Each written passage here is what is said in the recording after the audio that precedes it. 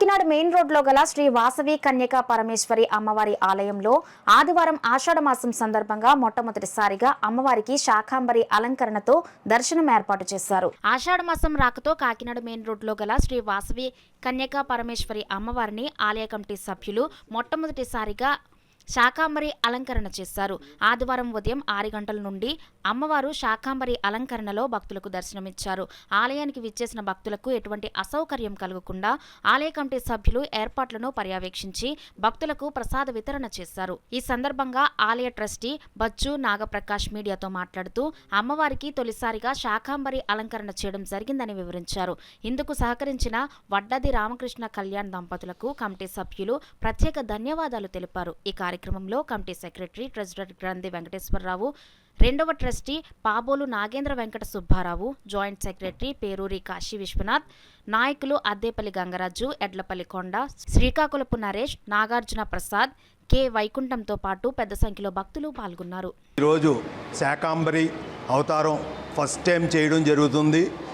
ఈ కార్యక్రమం దిగ్విజయంగా జరగాలని భక్తులందరినీ కోరుకుంటున్నాం. ఈ కార్యక్రమానికి సహకరించిన వారు వడ్డాది రామకృష్ణ కళ్యాణి దంపతులు, వారికి అమ్మవారి ఆశీస్సులు ఎల్లవేళలా ఉండాలని కోరుకుంటూ ఈ కార్యక్రమానికి అందరూ విచ్చేసి అమ్మవారి దర్శనం చేసుకుని అమ్మవారి కృపకు ప్రాప్తులు కావాలని మనసారా కోరుకుంటూ జై వాసవి. సహకరించిన వారు వడ్డాది రామకృష్ణ కళ్యాణ్ గారు, వారి కళ్యాణ్ దంపతులు, వారికి మన హృదయపూర్వక నమస్కారాలు తెలియజేస్తున్నాం.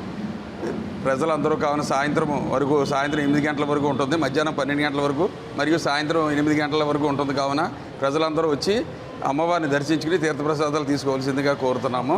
మరియు భక్తులందరికీ మనవి ఈ అవకాశం మాకు ప్రతి సంవత్సరం కూడా చేద్దామని ఉద్దేశంలో ఉన్నాము. కావున అమ్మవారు సహకరించాలని, ప్రజలందరికీ అమ్మవారి ఆశీస్సులు కలగాలని. జై వాసవి.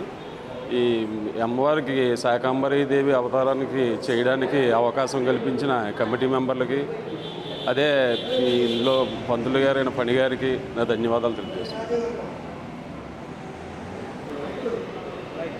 ఈ అవకాశం మళ్ళీ కల్పించాలని అమ్మవారిని ప్రార్థిస్తున్నాను.